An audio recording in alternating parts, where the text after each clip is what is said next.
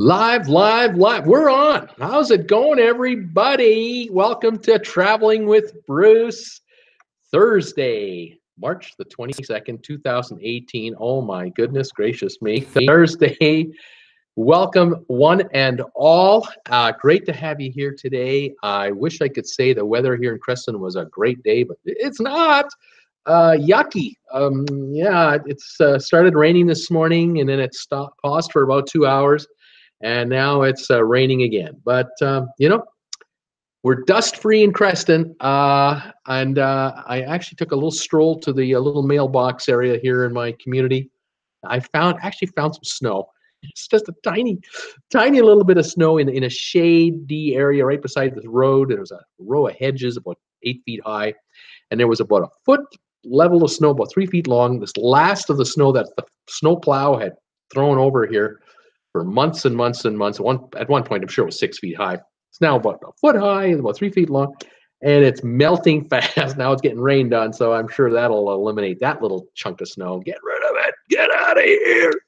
We've got snow on the tops of our mountains, all around the mountains here. We're covered in snow. It's a beautiful scene, but it's not like the Caribbean, with palm trees and beaches and turquoise blue waters. It's not, it's not like that.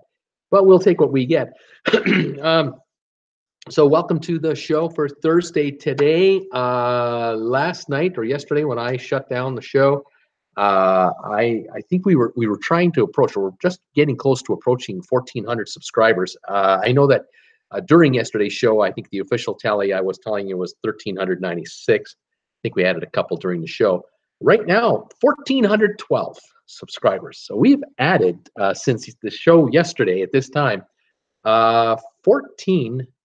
16 more subscribers. That's just fantastic. Welcome, all 16 newbies. If any of you are watching right now, I'm just thrilled that you signed up and became a subscriber. If you're not watching right now, or any subscriber that isn't watching live, and that's most of you because you all have lives, you kind of watch me after. This show is watched more after it goes on the air than during the live stream. But welcome all of you guys, and thank you, each and every one of you, who are, whether you're subscribed or not, for watching these live telecasts. I try to make them better, best I can. I'm working on them to improve them, and I hope you find the topics entertaining, engaging, informative, and that you like what you see. I get comments from people who tell me they like it very much. Occasionally, I'll get the odd comment saying a little advice. So, don't mind the advice. But 1,412 subscribers and still growing. Fantastic. I love it. What a start. It's now 7.5 months in. It's great. YouTube, love you, YouTube. I just wish you'd monetize me. Still no monetization on YouTube now. 4 weeks, 2 days. That's 30 days without a dime from YouTube. And I was thinking about this last night. I thought, what I find odd is that they're saying to us, well, we're not monetizing you right now because we're checking out your channel. We're checking out like 1 million channels, if not 5 million channels, making sure that the content is okay and that they all adhere to the policies. Even though, Bruce, you were monetized before, you adhered to the policies before, but you don't adhere to the policies now until we say so. So, okay, fine. You tell me when you're ready. But what I find odd is that there are two kinds of viewers on my channel. There are the viewers like myself. I'm a YouTuber. I just look around at YouTube videos all the time, see who's doing what. And then there's a second kind of YouTuber, and that's called YouTube Red. And for you guys, I'm saying hi to the YouTube Red people out there. YouTube Red watchers basically are paying a monthly fee to YouTube for content, to watch this and anything they want. And they actually have a little more to watch than we have, but no ads. And what I find interesting is that I have YouTube Red watchers that watch my channel all the time, half for since I started. And when I used to get paid by YouTube, I got paid from advertising income from those, when you folks watched the ad at the beginning of the video, or you saw a banner ad, I'd get paid a half a penny every time one of those flashed or something like that. But from YouTube Red watchers, I get paid based on how long the watcher, the YouTuber, the YouTube Red tuber, was watching my channel. And they factored it out over so many minutes, over so many hours a week, so many months, however it worked out. And they had a formula that basically would tell me, oh yeah, well, yesterday, Bruce, you made $6.20 from advertising, and you made 88 cents from YouTube Red watchers. But they don't have any advertising. They choose to watch this channel. They are clicking to watch Traveling with Bruce because they want to watch Traveling with Bruce. And they can come and go whenever they want, and they can watch live or they can watch later. It doesn't matter. And this income would come in. Well, now that I'm, quote, cut off from monetization, I'm thinking, well, I can understand if you've cut me off from advertising monetization because, you know, advertisers are afraid to be on the wrong channel. And until YouTube has all of their work done to analyze and clear every channel for monetization, I can understand that there's no income coming into channels like mine until I'm remonetized for advertising. But on the YouTube Red part, what I'm finding funny there is the YouTube Red payer is paying to watch me. They're paying YouTube money so they can watch me and whatever else they want to watch. I'm part of their package. And I'm not getting any of that. YouTube gets all that for themselves right now. And that's me times 10 million others, if not more, that are getting nothing from this income stream that YouTube has coming in, and none of it's going out. And it's now been 30 days that I've been unpaid by YouTube to be doing what I do. And I do 8 live shows a week, hour and a half a shot. So I'm doing 8 to 12 hours of content a week minimum.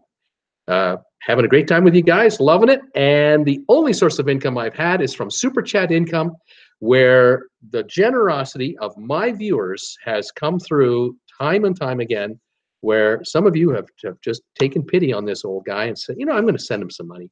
And he's got a little tip jar there called Super Chat. I'll just click on the $ and send him $2 or send him $5 or send him 10 or 15 or 20, whatever. And I say thank you from the bottom of my heart, because it's the only income I'm getting from this channel. All the work I'm doing, this is all I'm getting.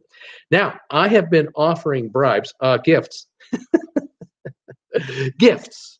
When I get a gift of $10 US or more, I offer a gift back. And for the last, 2 weeks, I've been offering these medallions, which you guys have seen here the whole time. Those of you who are new, these are sports medallions from the NFL, NHL, NBA, and MLB, and a couple of college teams. I have a list of all these medallions on my description below after I publish this video and once it goes into reruns. But I also happen to have, over here, I have necklaces for the ladies or guys, depending on what you like. I know some guys who love these and they hang them on their rear view mirror in their car, when they're driving around. There are pendants there, a sampling of, there's about 7 or 8 necklaces there. Pendants. I have pendants for NFL teams, NHL teams, Major League Baseball teams, a few NBA teams, some college teams, and I have these gold chains that they come with. I also have pendants that fit on a silver chain, but I don't have any silver chains in stock at the moment. I have the pendants and I have the little ring, but I don't have the chains themselves. So if you're interested in say, the Philadelphia Flyers necklace right here, that's right here, or the Los Angeles Dodgers, might be hard to see, and I apologize for that. LA Dodgers, North Carolina, Green Bay Packers, New York Giants, Florida Gators, Red Sox, and I got the Broncos. I happen to have, I must have 70 different teams.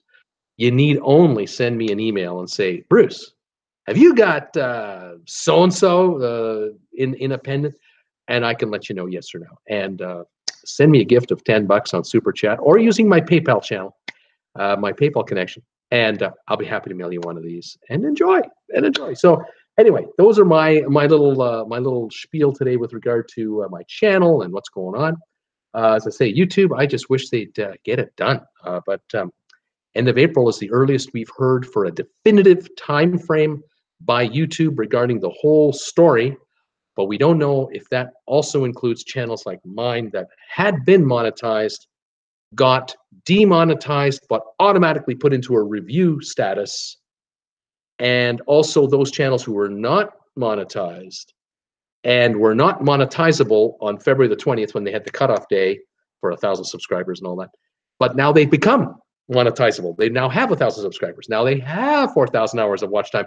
They too now are applying to become monetized. Those guys, I'm thinking, are waiting till the end of April. Us, me, this channel, I'm hoping it's sooner, but 4 weeks, 2 days, nothing. So we don't know. Okay, so that's the story there. I've got some news today on some cruise ship information for you. I heard a couple of things, and then I got a whole bunch of trivia for you today. I really don't have a lot of trivia questions for you, although I might kind of turn some of this into a trivia question thing. But I've got some information for you on the history of the cruise ship business, and I found it today. It was fascinating. I wrote a bunch of it down, and I want to share some with you today and also tonight at 8 o'clock. I'll be doing 2 shows today. The regulars, you know that. If you're a newbie, never been here before, say hi. Tell me, where are you watching me from? What's your temperature going to be today for the high? If you're brand new to cruising, let us know. Let us know you've never cruised before. We are here to help you, I and my viewers. If you're a regular and you've been on cruises before, you know, I invite you to, of course, say hi to me as always, and just tell the viewers out there, how many cruises have you been on? And just kind of gives the folks out there live and tonight, tomorrow, next week, an idea of how much experience is in this live stream available to be tapped. And we're happy to talk about our cruise experiences. We love talking about cruises. A bunch of us here are getting ready to go on cruises all the time. I've got viewers here who've been on cruises, who've come back and are telling us what's going on. And I got a bunch of viewers here who are getting ready to go on a cruise, and they're all excited. Of course they are. Why wouldn't they be? And I am I'm excited about that. Sylvan's asking, will monetize be retroactive? No. No, sir. They're not running any ads on my channel right now, so the channel is not generating any money for YouTube as far as advertising goes. But YouTube is making money off of me. They're making money off of me from all the YouTube Red watchers, and I'm not getting that backdated. Nope, they get to keep all that for themselves. Not that it's 1,000, 10,000 views a day, but it just adds up. But the super chat, they get a percentage of my super chat. So every time I get a donation from a viewer, YouTube is getting something, and I'm glad they are, because it's sort of me saying to them, hey, I'm making you money, you know. I'm begging for money for my subscribers and my viewers. I'm getting a few donations, and you're getting a piece of the action. Why don't you kind of work with me? But they're not picking on me, okay? They're not. You might think they are, but they're not picking on me. They're just overwhelmed with probably 10 million channels, 5 million channels. I mean, it's millions. It's nuts. And with all the cuckoo crazy stuff going on right now with Facebook that we've heard about the last 3-4 days, every social media platform is being looked at by the by the government regulators like this. Are you up to any good? Or are you doing something bad? Bottom line here, as far as I'm concerned, 99.9% of the internet, I think, is people like us trying to talk to each other. And there's nothing bad going on here. But if you don't watch, you don't know. So they have to watch, they have to check it out. And I think they have sicked the artificial intelligence computers on my channel, like everyone else, just to make sure that, what's being broadcast is within good taste and all that kind of stuff. I like to think I have a PG rated show here. But I will tell you one last quick little thing that happened about 2 weeks ago. And you folks, regulars, you might remember this. I was telling you folks a couple weeks ago that I had in like a 1 or 2 hour window, one evening, maybe a week or 10 days ago, my channel just lit up. I had views coming in like I couldn't believe. It was something like in an hour and a half, I had 150 to 200 views come in that normally wouldn't come in at that hour. But I normally would have about 80 to 100 views come in the hour, and I did. So all of a sudden, I had almost close to 300 views or 250 views in a 60-minute time frame. But I couldn't figure out where the views were coming from. I couldn't find any one video that was being watched by a crowd or a group or something. I just couldn't find it. And I then realized after a little bit of time, every single one of my videos was viewed. Every single one once, some cases twice. And I thought, well, I wonder if that's the artificial intelligence computers at YouTube doing that and just quickly watching my channel at 10 times speed and, looking through the archive of my entire library of videos to see if I'm okay. I was hoping that was it. That wasn't it. It wasn't even close. No, it was one individual. One individual. I don't know who it is, but it was one individual. And this individual went through my entire library of every video I've ever done. And they clicked in to watch, get the video to pop up on their screen. And they got it on the screen long enough so they could take their little mouse and go to the thumbs up, thumbs down, and give me a thumbs down on every video I've ever done. And in some cases, he was on the air for 2 seconds, 4 seconds, 6 seconds. It all depended how long the internet connection took to load up the video, to start the video, so they could then move the mouse to the thumbs down and click the thumbs down logo. And then they would go to the next video, wait for it to load up, get started, and then click the thumbs down logo again. 142 down arrows in an hour is what I got from one guy. And what can I do about it? Nothing. Nothing. Do they count? Yes. Do they count as a negative? Yes. Does YouTube know about it? Yes. Does YouTube have an appeals process where I can ask for the? No. What does YouTube say? Well, it's part of the turf, just the way it goes. People can give you thumbs ups, they give you thumbs downs. They have to watch the whole thing. They don't like it, they can give you thumbs downs. But does it hurt the channel? No, it doesn't hurt the channel. This moron, and this is a moron, actually did me a favor, believe it or not, by giving me 142 thumbs downs in an hour. He lit up the channel. I got another 150 views after that because a whole bunch of videos of mine started getting recommended by the YouTube analytical computers because of all the activity on my channel. Not only he was watching them for a second or 10, but the interaction, it caused a double hit, and the pinging went off inside the analytical computers, and my videos got ranked higher in the search bars all over the place, worldwide. And so in effect, by picking on my channel and trying to hit me with down arrows, he created more action than he thought. This is what they do. This is what these guys don't understand. They don't get it. They think they're hurting you and actually helping you in a backward kind of way. So that's YouTube's revenge, I suppose. I don't know. Anyway, I thought I'd mention that little tidbit for you guys. So no, the artificial intelligence computers have not gone through my channels that I'm aware of, or if they have, they don't count as views on my view meter. I don't see it. I don't know it. They probably are watching, but their activity doesn't register on the activity reports that I get every day. So anyway, is this fun or what? This is such amazing. My father would have loved this. He passed away in 2000. He was very analytical, mathematical, kind of a genius.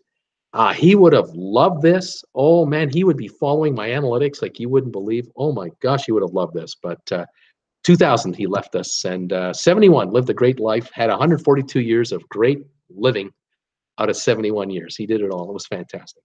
I'm going to say hi to the gang who've been saying hi to me. I don't want to ignore my folks. Peter Heckema signed in saying, hi, Bruce, 67 degrees in Tarpon Springs, Florida. Today, and lots of sun. Way to go, Peter. It's coming back. Richard Kornamaski, hello, Bruce. Got a princess mailer with 7 days from Seattle for $400, 7 days to Alaska. Wow, 38 degrees here. That's awesome. Richard, I need you to send me a message. If you can send me on my email. You wanted me to send you a Philadelphia Flyers medallion because you sent me $10 on Super Chat a couple days ago. I don't have an address for you. So would you please do that on my email, which is down below this video or yesterday's video or the day before that. My email is included there. Just send me a message, say hi, give me your mailing address. I'll send it out to you right away. Cam Wilson, hey Bruce, hey everybody. Randy Lucas, hi Bruce and all. Off and on rain today in Paradise, California with a high of 54. I think we were a high of about 45, 47. Rainy today. Rich Kornamaski saying, or from Vancouver, $400. Those are deals, man. Unbelievable deals, Richard. Wendy Thompson, hi, Bruce. Hi, everyone. 50 in Bland, Missouri. Debbie Emanuel, hi, Bruce. 61 in sun right now in Northern California. We're between rainstorms. Well, it's winter and you need the moisture. It's depressing to get it, but you got to get it. Loves to Travel is here. 73 in Kansas. How you doing? Soul Full of Music, 100. Hi, Bruce. Hi, all. 9 degrees in Dublin. Congrats on your subscriber numbers. Great work. Thank you very much. 1,412. or the next big. Yeah, that's fantastic. I'm loving it. Welcome. Oluni is here. Hi, Bruce, and everyone. 77 here in Fort Worth in Texas. Fantastic. Oluni, Debbie Emanuel. Bruce, do you think that by giving me, by me giving you thumbs up before I watch is doing anything to keep you from being monetized? No, no, not at all.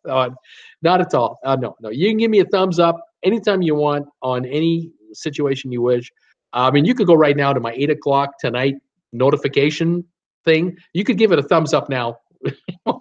It won't hurt in any way whatsoever. I see right now I've got, I think, 25 or something. Last I checked here, let's see. Got 29 thumbs ups right now. I got 3 thumbs downs. That's 32 interactions, and that is 32, bling, ding, little flashes inside the analytics computer for YouTube to say, hey, this guy's happening. He's got 44 active viewers right now live on his channel. He's already got 32 reactions. Promote this channel. This guy and his fans watch forever. They watch a long time. We're not here for like 30 seconds and gone kind of thing. So on average. So it's very good stuff. Crash 3X. Hi there from Ottawa, Ontario. She's saying it's 5 degrees Celsius. So that'd be about 41 Fahrenheit. I think that's 9 degrees above 32. Welcome, Crash 3X. Sylvan Forest. Hi, Bruce. And everyone, 74 degrees Fahrenheit here in Delray Beach, Florida. Sunny. Slight wind. Libation today, a nice bottle of robust red Tuscan wine with our cigar. Thumbs up. You got it. You can't go wrong with that. You got the rum and Coke sometimes. You got this one going. You've had other drinks. You told me the one the other day. I could hardly pronounce it. My wife could pronounce that kind of stuff. She drinks that kind of stuff. Welcome, Sylvan. I got your message today. Thank you for that. That was really cool what you're doing on Vacations to Go. That was really cool. Setting up some kind of a spreadsheet. That's awesome. Alunai is saying, I'm a red watcher. See, I listen to you from the cubicle during my last hour of work. And you see, you're paying for the privilege to YouTube. You're paying YouTube monthly to be a red YouTube watcher. So you don't get inundated with commercials and anything like that. And you're choosing to listen to me, watch me, whatever you like. It's fantastic.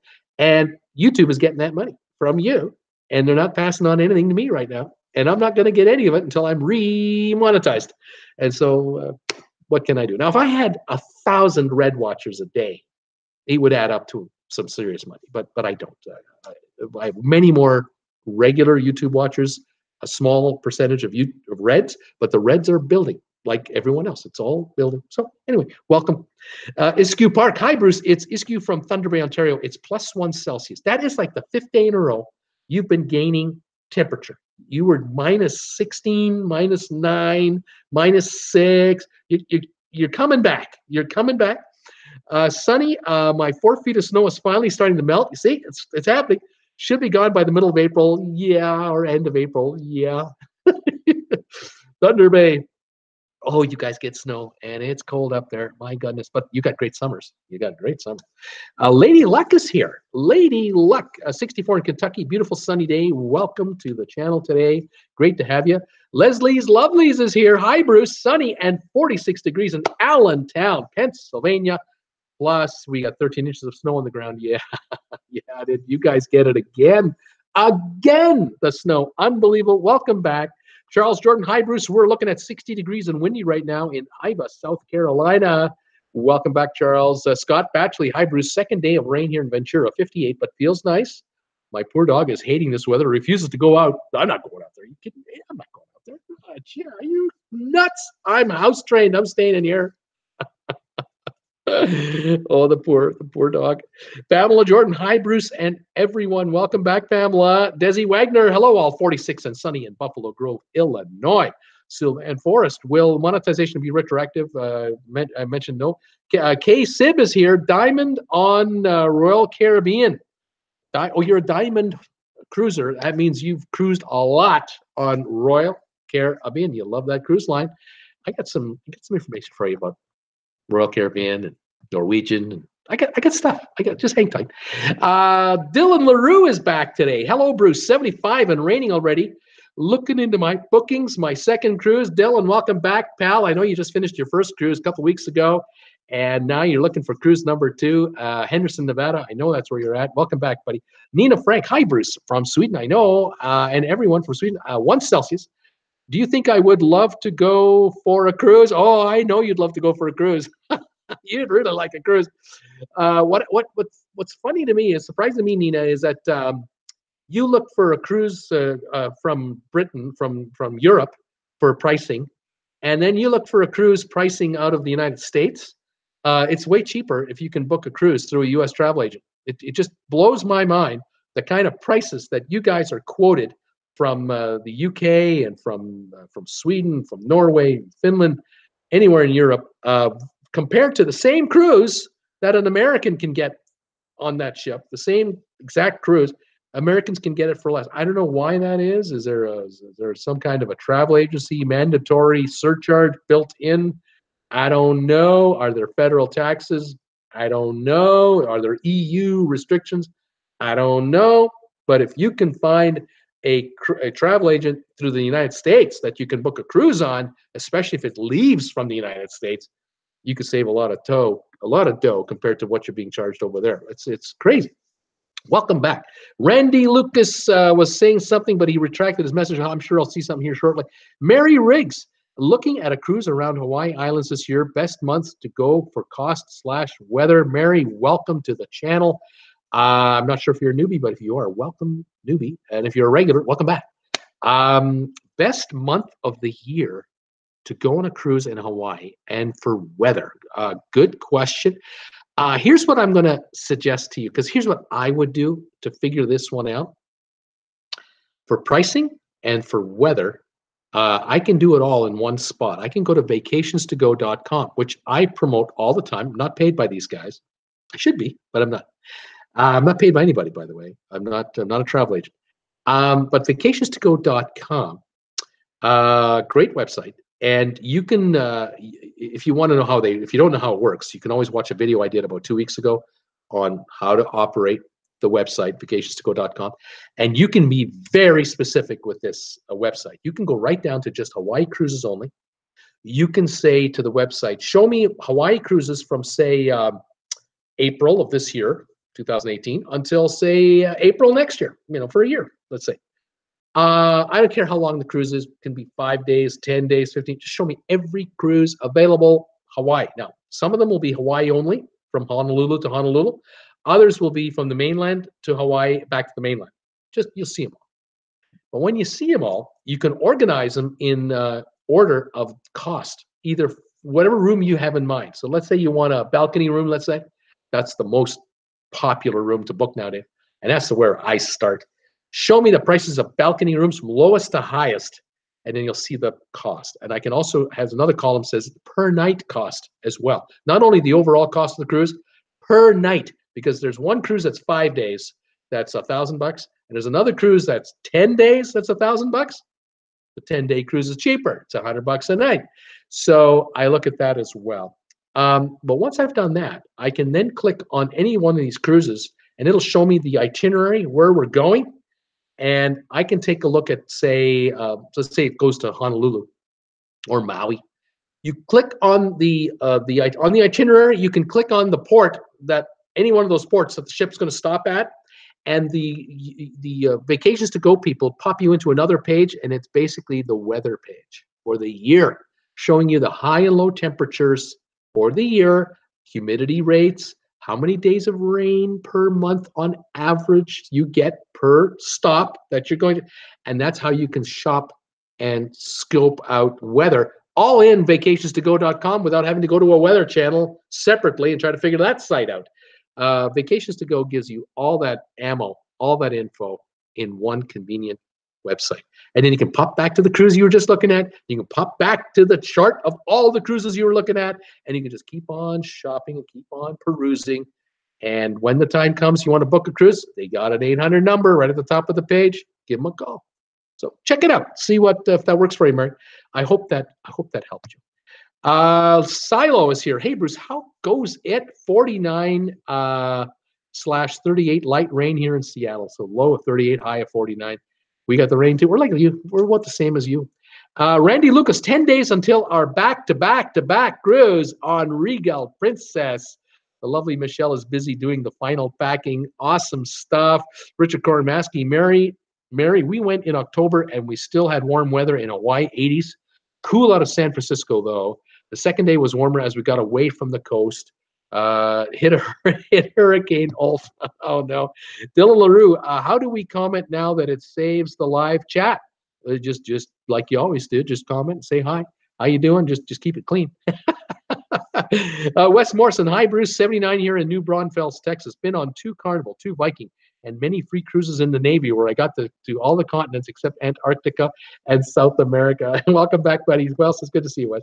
Kelly Sarnovich, 41 in Canton, Ohio. Beautiful sunny day. Loving it. 41 in Canton. Get the sunscreen out. Let's go. You know, if you had Canadians coming down to visit you, they'd be asking if the golf courses are open, and they'd be putting their shorts on right now. That's crazy. K-Sib, Amherst, Ohio, 39 degrees. Wendy Thompson, K-Sib, thank you for picking Royal Caribbean. I'm a 100 shareholder. I'm a 100 share shareholder. You're making me richer. Every time you folks take a cruise on Royal Caribbean, you're making me money. I love it. That's awesome. That's great. Happy to cruise Royal Caribbean, K-Sib. Peter Heckema saying, in your opinion, does Vacations to Go have the best prices?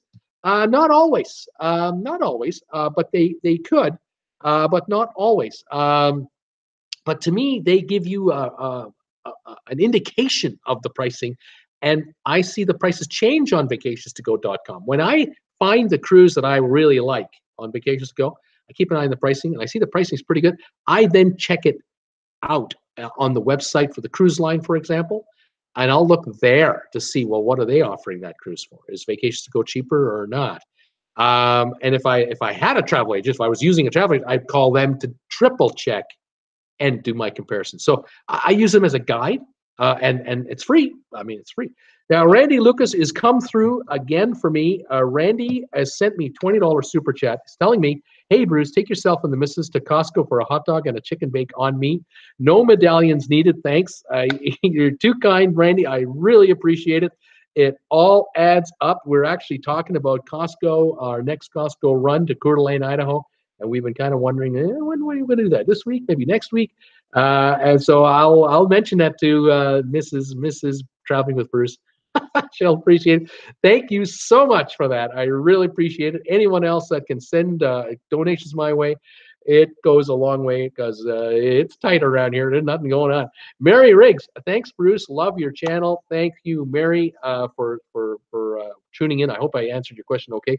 Debbie Manuel, holy cow, Randy, how wonderful, she's saying. Richard Koromaski is saying, yay, Randy. Kelly Stojanovic, yep, golf courses open. Ohioans love the golf. As soon as the snow melts, laughing out loud. That's just like Canadians, same thing. Around these parts, we'll be golfing here in about 2 to 4 weeks on what's called winter greens, where they'll put a flag in the grass and they'll shave it nice and low, and you can putt there. You can't go on the regular green because it's a frost and heaving and all that, and they'll wait. But yeah, Canadians are a hardy breed. I'm too old now. I used to do this when I was in my 30s, 40s. Not now. No. I barely golf anymore. I just don't. So there you go. Thanks, everybody, for all your opening comments. And Randy, again, thank you for your contribution. That orange bar will stay on top of that chat for a while. Those of you who are just tuning in now, there he is. There's his contribution, and it just stays at the top. And if you send me a super chat of that size and you've got a question about cruising, I can't miss it. I mean, it'll stay there for a while. The $10 contributions, I think, stay for a couple minutes. 20 stay for 10 or 15 minutes. And the more you contribute, the longer they stay. I've heard of, and I've seen videos. I've seen videos on YouTube, because this is what creators do. Creators watch other creators, and I've seen videos where creators are getting $100, $500, from, it's probably a relative or something like that. And that thing stays up there for like 5 hours. But the creator is not obligated to stay on the air for 5 hours, although the message will stay for 5 hours if the creator were to stay on the air for 5 hours. Yeah, this is what creators do. We watch other creators to see how they're doing. We ask ourselves, why can't I do that? Why am I so poor? Richard Koromaski, yay, Randy Kelly, yep, golf courses for Ohio. Okay, so I'm up to speed. Now, news. Just before I came on the air, I saw a press release a little press article about the island of Dominica in the Caribbean. Now, Dominica was one of the islands that got whacked by those hurricanes, including Hurricane Maria and Hurricane Irma. And Dominica got hit hard. And it is not a protectorate of the United States of America. It is not a country that has a backer. It is its own island nation. And Dominica had 90% damage to structures. It had serious damage to infrastructure. It really got bad. And Dominica had to cancel all port visits from all cruise ships immediately because their pier was damaged, their shoreline was damaged, the businesses that look after the tourists were damaged, and the local police that provide security were too busy all over the island with emergency situations. I mean, they were in just an absolute disaster zone.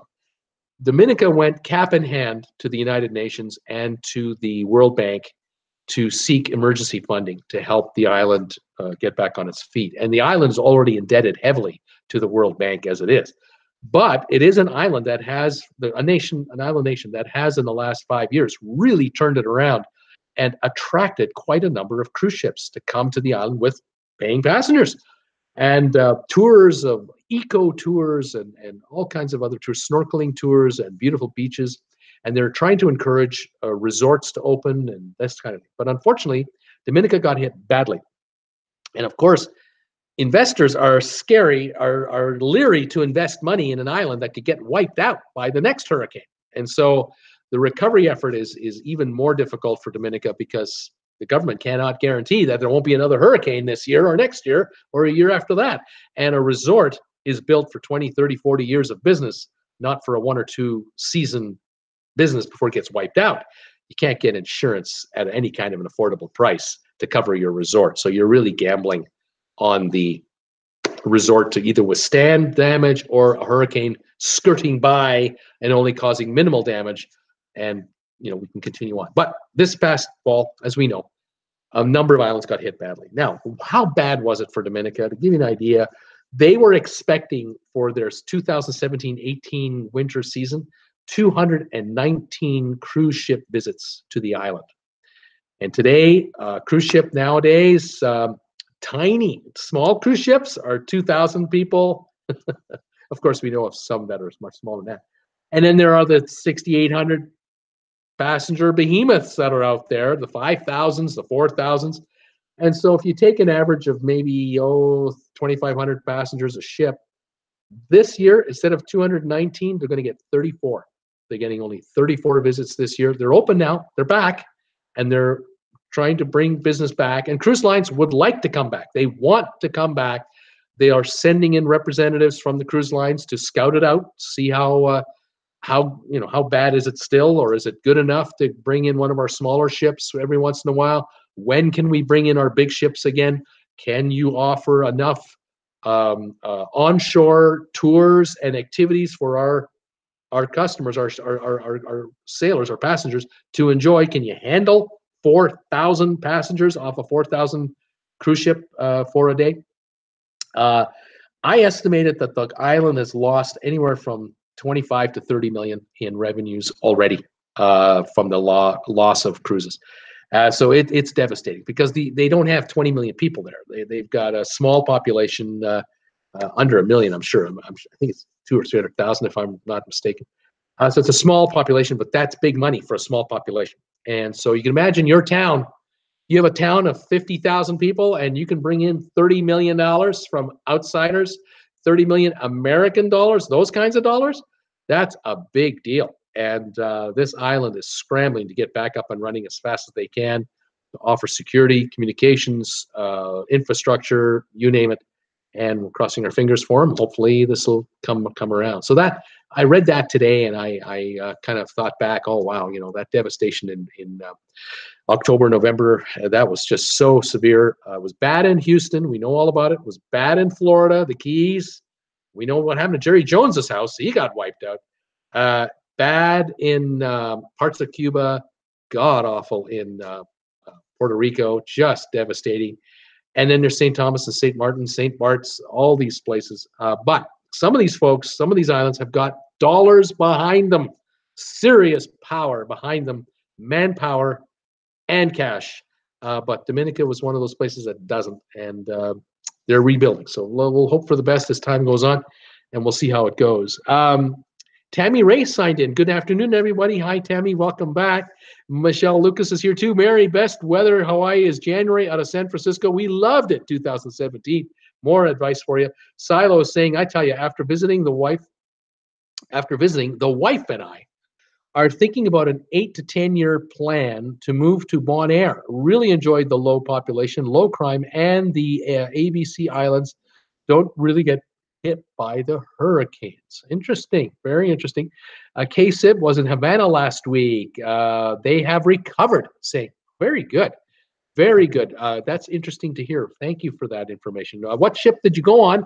How was your cruise? Did you like the ship? Did you like your amenities? How was your food?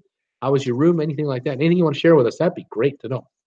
Now, today I've got some stuff here. I came up with some information today that I was writing and writing and writing. I'm amazed that this pen still has ink left on it because I wrote pages of notes today. It's kind of the history of cruising and a little bit of airline history, and I thought I would kind of share some of this with you because I read some of this stuff and I was fascinated by it because I love time travel. I love traveling. I love time traveling. And I'm working on a flux capacitor. If I ever find one at a garage sale, I'm picking one up because I'd love to try that. Sylvan is helping me out. Sylvan, thank you so much. Dominica population, approximately 74,000. I love Dominica. They sell rendered sea snake oil that works wonders for my wife's chronic arthritis. Costly, but extremely effective. Thank you for that, Sylvan. 74,000 people, $30 million bucks. Can you imagine a town, your hometown of 70,000 getting a $30 million cash injection? $2.5 million a month from tourists. Massive. It makes such a difference. KSIB, old ship. This is the trip to Cuba, but Cuba does not let bigger ships into their ports. Empress is old, but it was a nice ship. Okay. I think that Havana just is not capable of handling these larger liners at this point. It's going to require outside capital, expertise on building, but it's open for now, and things are starting. That's great, KSIB. Appreciate that very much. So my timeline begins in 1958. I was born in 55, so I was 3 years old when this started to happen. So if any of you folks are, in your 30s or 40s or 50s, you're looking at me going, Bruce, you're talking about stuff before I was born. That's true. But I'm going to tell you about some stuff that is relevant to today. The more of this I read you, the more you're going to go, that's how that started. Oh, this makes sense because how did we get to where we are in the cruise business today? From here. This is how we got to today. This is what the world was like at one time. Richard Kornmaski, 1955, great year, yay. Sylvan Flores, your flux capacitor. I'll lend you my dilithium crystals if you could promise to return them. Mary Riggs, Richard and Michelle for Hawaii info. She's very happy, very thankful for that, giving a thumbs up. Yeah, if we could just get like the old, what is it, the Mr. Coffee Maker to work for us. We don't need the lithium crystals. All right. Well, in 1958, a big event took place that changed the world. It changed the planet as we know it, because up until 1958, the world was operating on basically World War II type technology. And there was a lot of technology created for the war in World War II and thereafter. The world changed from 1933, 35 until 1945, 48, 1950. The world changed already. And by 1958, the world was quite an interesting place, changing at a pretty fast pace. For the folks who were 50, 60 years old in 1958, the world that they were in there versus the world of their childhood, they couldn't believe it. They couldn't believe it because in their childhood, it was horses and buggies, then cars, buses, trains, and sophisticated cars, buses, trains. and 2 world wars, and you name it, the atomic bomb and the atomic age, and you name it. 1958. Until then, if you wanted to get from the United States to England or to Europe or the other way around, chances are you took a steamship. You took an ocean liner to go across the Atlantic. My parents did. They immigrated from Europe to Canada, 1952. That was the way it was done. But in 1958, the world completely changed when Boeing released its first 707 to Pan Am Airways. Pan American Airlines, Worldwide Airlines. Pan Am, as we called it back then, a 4-engine jet that was capable of flying almost 4,000 miles on the tank of gas. That meant you could fly New York to London in 5.5, 6 hours, non-stop, in a 4-engine jet. And Boeing was cranking these babies out as fast as they could. They had orders for hundreds of them, had been in the works for years, but in 1958, they started coming off the production line. And Pan Am invented something called economy class in a jet, because Pan Am did the math.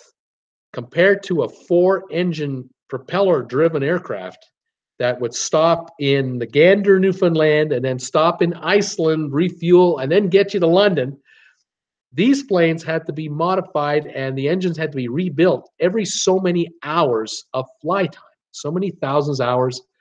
These engines, these prop engines, had to be rebuilt, replaced, and reinstalled. Where jets, the engine replacement time much longer. They had a much longer life cycle before maintenance needed to be done and engines needed to be replaced. And the airlines figured out very quickly, oh my goodness, this plane can hold 150 odd people. We can fly in 4,000 miles for 7 hours nonstop. We can get premium pricing for it. And we don't have to do maintenance for so many hours. The cost per seat mile shrunk dramatically from a propeller-driven business to a jet-driven business, and the airlines were instantly more profitable. Even though these planes cost a fortune to buy, they were so much less to operate on a per-mile basis. And so by 1959, a year, not even a year later, more people were crossing the Atlantic in airplanes than on steamships. It was all over for the steamship business. They had the whole enchilada. They had 95% of the business with the prop plane. But when the jet plane showed up, they got kicked off the top perch, and they were deep into second place and losing market share quickly. And so that's what happened in 1958. The Pan Am boys brought the 707, and by 1959, more people were crossing the Atlantic on jets. Also, by 1959, Pan Am had received a bunch of planes, and they were flying worldwide. They weren't just flying across the Atlantic. They were flying LA to New York. They were flying Miami to Mexico. They were flying Mexico to Buenos Aires, everywhere. Jet travel now was going global, and it was changing the cruise ship or the ocean liner business forever. And the end was near. Now, 6 years later, 1966, I'm just moving forward here in time, a guy by the name of Ted Arison, A-R-I-S-O-N, Ted Arison. He had an air cargo business that he was running. He sold it. He sold his air cargo business. I'm not sure where he was based. Could have been in New York, Boston, I'm not sure. But he moves to Miami, and he establishes a new company called the Arison Shipping Company, and he starts marketing Caribbean cruises on ships that he charters, cheap cruises. He starts selling cheap Caribbean cruises for people who want to get away for a vacation. But he doesn't own any ships, so he starts chartering ships to run these vacations. And it's working great, except that the ship owners that he's using, these ship charter guys, they start going broke on him. So he's selling cruises. The demand is there, but he hasn't got a ship to put people on because the ships he's booking are going broke because they're bleeding money from all kinds of problems. They're a steam-operated old technology ship. They're very inefficient. They're very costly to run. They're very efficiently run on long ocean crossing ship transports. But these are short 7-day, 5-day, 6-day cruises. They can't make a go of it. These guys need to charge him more, and he can't afford to pay him more. So we got us a problem here, Houston.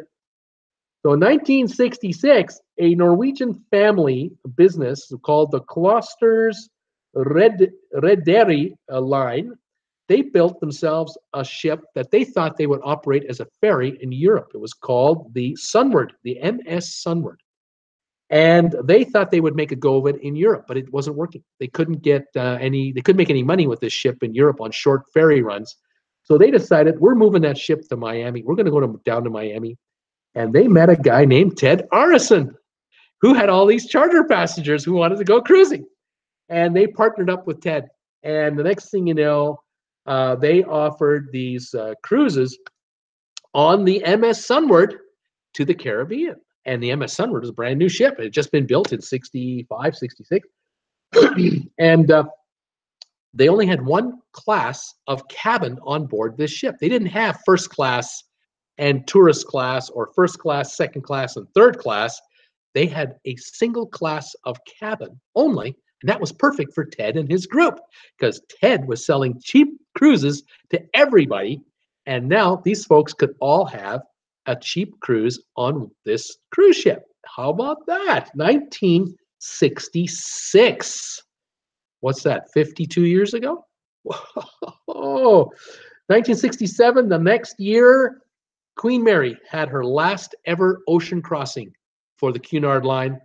It crossed the Atlantic one last time, dropped off its passengers in New York, did one last cruise through the Panama Canal, ended up not even Panama Canal, went across under South America, ended in Long Beach, where she was sold to a group of investors, and the ship was turned into a hotel and museum.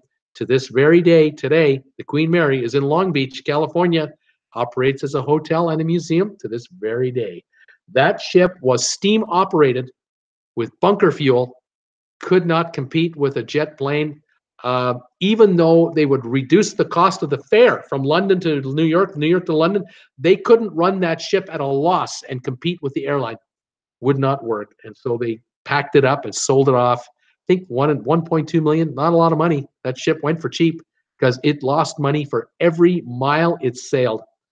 1968, 3 Norwegian shipping companies joined up to become one, called the Royal Caribbean Cruise Line. And they formed up their company to do that. 1968, the Kloster family, they created a new cruise line called Norwegian Caribbean Lines. NCL, Norwegian Caribbean Lines. And in 1968, Holland America, they were offering a new dining concept called the Lido dining concept, Lido. All new Lido dining concept. A wide variety of food. Pick what you want, when you want, and enjoy it. Called the buffet. 1968, the buffet hit the seas through Holland America lines. How about that? Then in 1968, Holland America started recruiting dining room staff from Indonesia. And they set up a school to train servers in Indonesia with Holland America cutlery and table settings. They started training staff in Indonesia to service their ships. Quite interesting. That was 1969. Now, just let me check my messages, make sure I'm up to speed. Here goes. Let's see here. What do we got here? A great year. Mary Riggs, Richard and Michelle, thank you. Wendy Thompson, Scotty, beam me up. Silo is saying Bonaire is pretty low too, just under 19,000 people. Peter Heckema, if you're sailing from the port of Tampa, cruise lines can only use smaller ships because larger ones cannot fit under that Sunshine Skyway Bridge, which the ships must go through to access the ocean the ocean sea. So that's a reason if they're going to Cuba, they got to have smaller ships as well. Leslie Lovelace, as the saying goes, the more things change, the more they stay the same. Peter Heckema, Royal Caribbean and Norwegian region have cruises out of Tampa going to Cuba, but again, smaller and older ships. Tina Latte is here. Hi, Bruce. Hi, Tina. I think you're in Toronto. Welcome back. K-Sib, we left from Miami on Empress of the Seas to Cuba. Right on. K-Sib, my honeymoon was on the MS Sunward. Emerald was the chef. That's something. Emerald, isn't that amazing?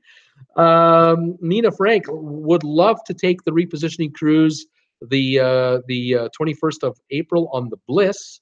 Imagine sleeping in a bed no one's ever slept in, Southampton to New York. Just wish it's not MSC Seaside 2.0. Yeah, hoping it isn't, right? Silo, my bed on the Bliss will have had 6 months of use by the time I get to sleep on it. New mattress? Well, at least broken in anyway. It'll have been broken in. All right, let's continue on with this timeline. And I wanted to just double check my notes, make sure I haven't missed anything here. I'm up to speed here. Okay, 1969, a new ship entered service called the QE2. She was launched in 1969. 1970, the Song of Norway enters service for Royal Caribbean Cruise Lines, first ship for the Royal Caribbean people. And in 1971, the 747 is picked up by BOAC, British Overseas Airways, picks up 747 jets, jumbo jets. They're now in service. If there was any cruise line that could survive going across the Atlantic, there wasn't anymore, because the jumbo jet was super cheap, because now everybody had the 707. Now comes out the jumbo, and cruise air prices dropped even more because it got even more efficient and more cost effective to offer economy class and jets, because the jumbos could hold 300-400 people at a time. 1971, Norwegian Ted Arnesen and Norwegian Cruise Lines and Norwegian Caribbean Cruise Lines, they're having a legal dispute. They're having a problem here, Houston.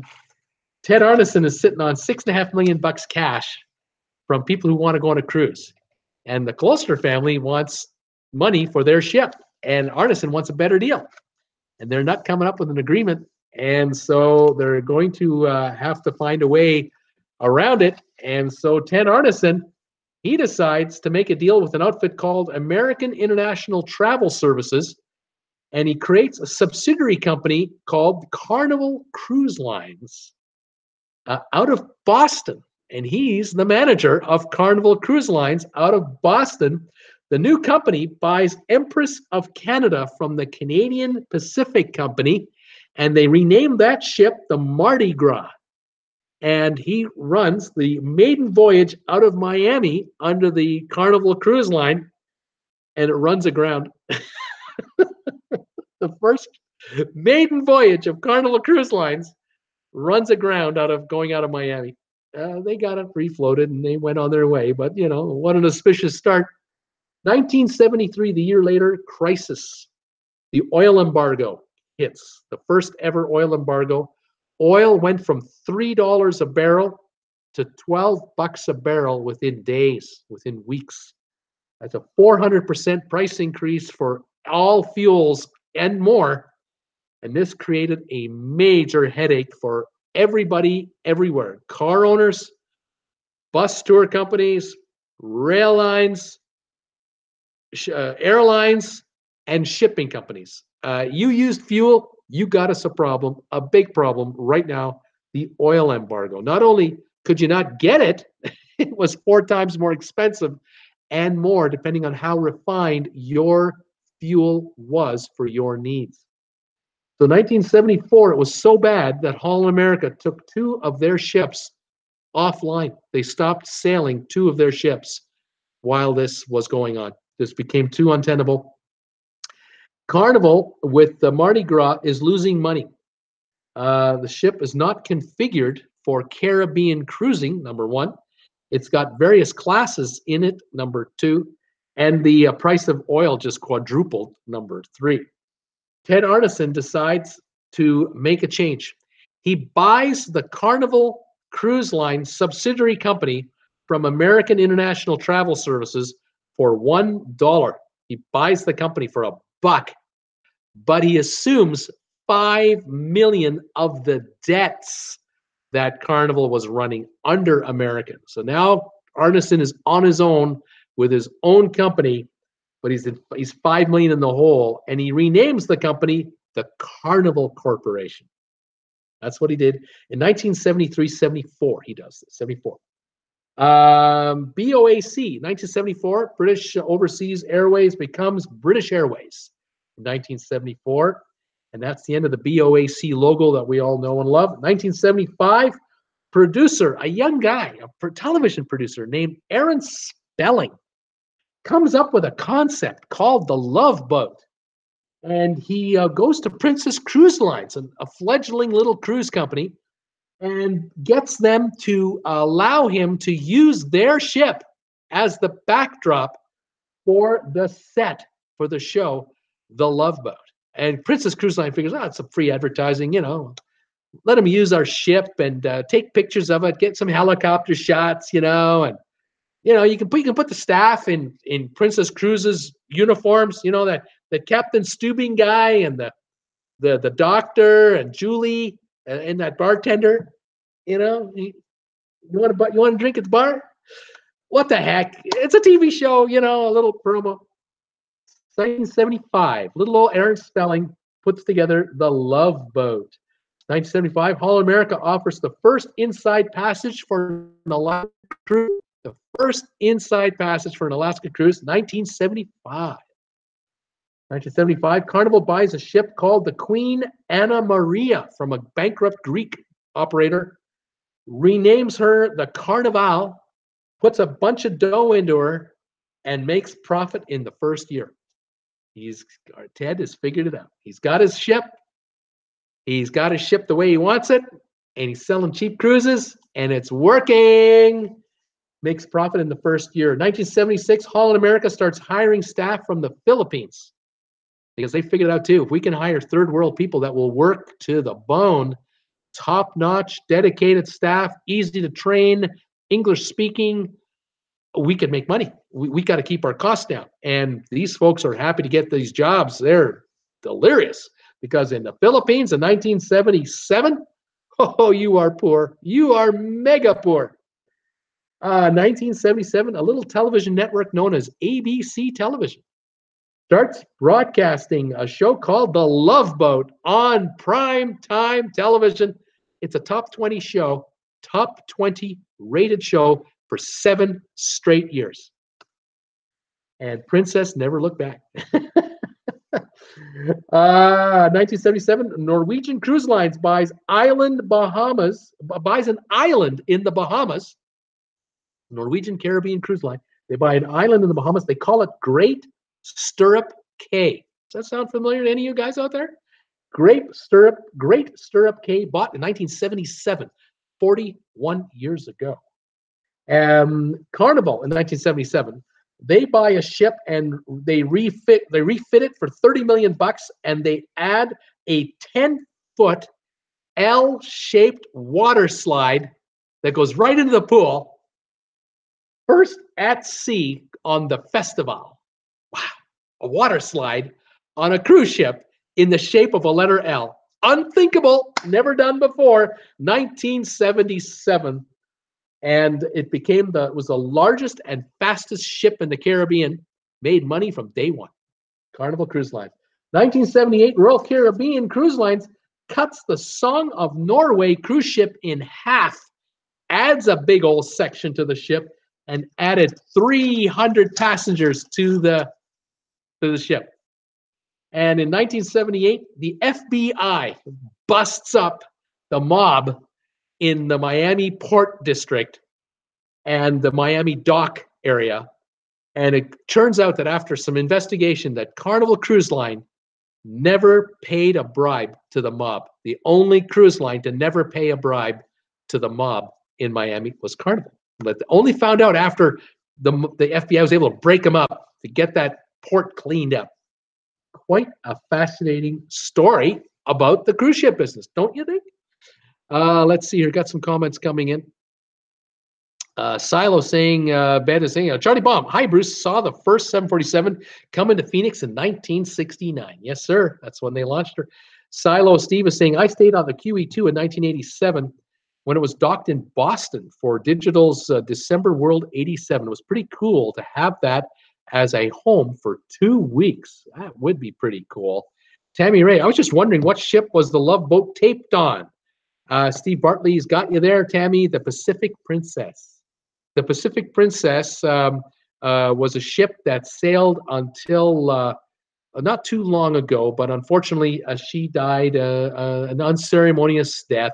The ship was sold off by Princess a number of years ago because it was just too small, couldn't compete with the bigger ships coming on board. And it was run by a smaller cruise line in Europe for a while. And they took the ship into Genoa, into Italy, to get it refurbished. But they ran out of money. I think that the items that needed to be repaired were so severe and so costly that the shipbuilder was saying to the cruise line, you want this ship back on the open seas, you're going to have to drop in this much money. And the cruise line went, we don't have it. We just don't have it.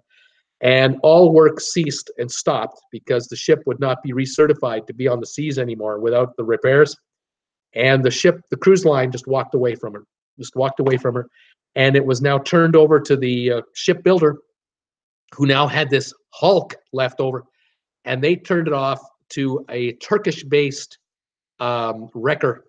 And it was taken to Turkey and cut up for scrap. And unfortunately, nobody put two and two together that all of the artifacts, all the artwork, the chairs, the tables, the cutlery, they could have sold it off as memorabilia from the television show.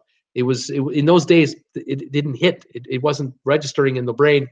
There was no internet to really take advantage of this deal. And so all of those scenes that were shot on this, that were videotaped, there was a lot of artifacts from that ship that could have been sold off for money.